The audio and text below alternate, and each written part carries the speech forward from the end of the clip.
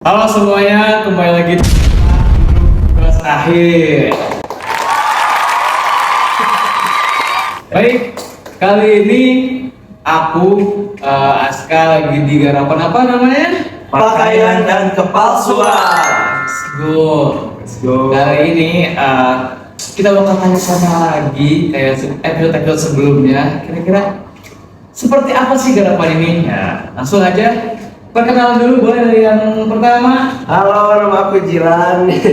Nama aku Jilan. Halo, Jilan. Aku di sini sebagai aktor di pakaian kepalsuan ini. By the way, aku memerankan Hamid pada pertunjukan ini. Halo semuanya, saya Raffi Surya, saya sebagai penata artistik di dalam garapan pakaian kepalsuan ini. Sinopsisnya gimana sih pakaian dan kepalsuan ini? Udah mau jawab. Jalan, Oke. Jadi sinopsis dari pakaian dan kepalsuan ini itu ada di latar belakangi bar. Ada 4 tokoh yang masuk ke bar itu, ada yang bernama Samsu, Sumantri, Mas Abu, dan Ratna. Nah, saya datang sebentar nanti ya. Mereka kayak seolah-olah mereka bertiga itu Samsu, Sumantri, dan Mas Abu berbicara tentang pekerjaan mereka dan membangga-banggakan pekerjaannya. Dan di sisi lain ada tokoh yang bernama Hamid dan Rusman. Mereka berbisik-bisik dan mendengar cerita dari keempat tokoh yang berada di sebelahnya. Dan tokoh Hamid ini curiga dengan pekerjaan mereka.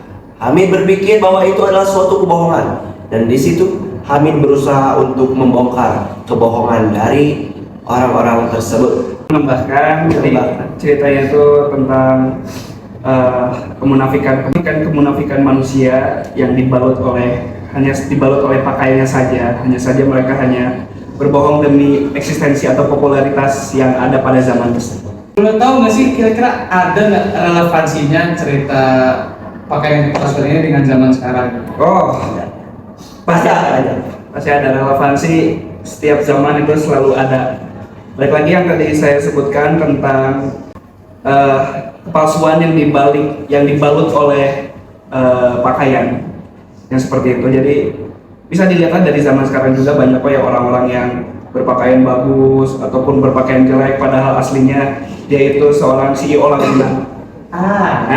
Jadi kalau ini drama Cina banget. Pura-pura miskin demi keluarganya, ternyata dia seorang CEO. Tapi ini kebalikannya, seperti itu. Pura-pura kaya tapi ternyata dia hanya gelandangan saja. Ada gitu ya, kayak beberapa hal gitu ada. Ada, pasti ada beberapa hal. Juga kan di sini juga bisa difokuskan terhadap politik pada zaman tersebut ya. Pada zaman kita mengambil latar tahun 55 sampai 60 yaitu pasca kemerdekaan. Di sana disebutkan di awal itu disebutkan ada Hamid dan Rusman itu menyinggung soal perpolitikan yang ada di Indonesia pasca kemerdekaan. Lalu di sini Hamid itu setuju tentang politik itu baik. Cuman yang jahat itu adalah orang-orang yang berpolitik. Nah, akan tetapi Rusman berkebalikannya. Itu menganggap politik itu jahat, tidak ada yang suci dalam politik. Jadi awalnya perdebatan seperti itu, lalu muncul kita menyebutnya 3 munafikun. Itu ada Sumantri, Mas Abu, sama Samsu yang tadi saya sebutkan, yang orang-orang yang mengaku sebagai pimpinan politik, terus pegawai negeri tinggi, lalu ada Samsu sebagai pegawai wakil importur seperti itu. Padahal ternyata mereka adalah hanya seorang tukang obat, rentenir, sama seorang kiai. Seperti itu. Wow. Ternyata gitu. Alasan untuk ditangkap? Aduh. Saya mah hanya membuat saja dia yang ditangkap, bukan saya. Saya mah tidak memainkan. Dan untuk selanjutnya ada nggak kayak harapan untuk kedepannya ke pertunjukannya nanti gitu, atau pesan-pesan buat para pembantu pentas ini yang baru pentas?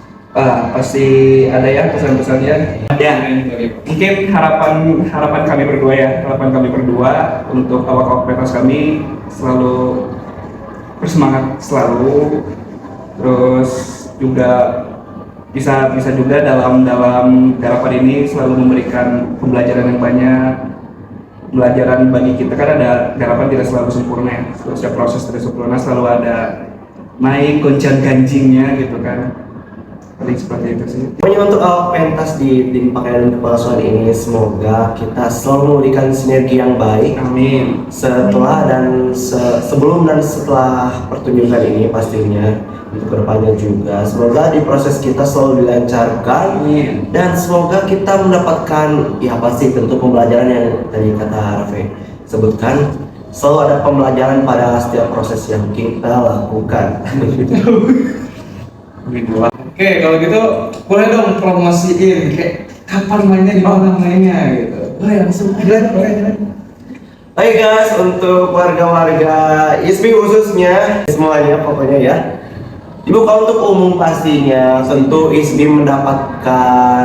mahasiswa ISBI mendapatkan kelebihan tersendiri, mendapatkan bangku MVP. Bukan bangku VIP. Ya, nanti tanggal 5 November di Sunan Ambu. Bukankah begitu? Ya seperti itu. Hari apa? Hari Rabu tanggal 5 Oktober 2000. November. Hari Rabu tanggal 5 November tahun 2025 di Gedung Kesenian Sunan Ambu ISBI Bandung. Ya. Oke, kalau gitu terima kasih. Pokoknya KMT best banget. Oke, baik. Kalau gitu terima kasih Kak Dilan dan Kak Raffi. Terima kasih Oke. Aska. Terima kasih banyak juga. Sampai jumpa di video kita selanjutnya. Viva Teater! Bravo!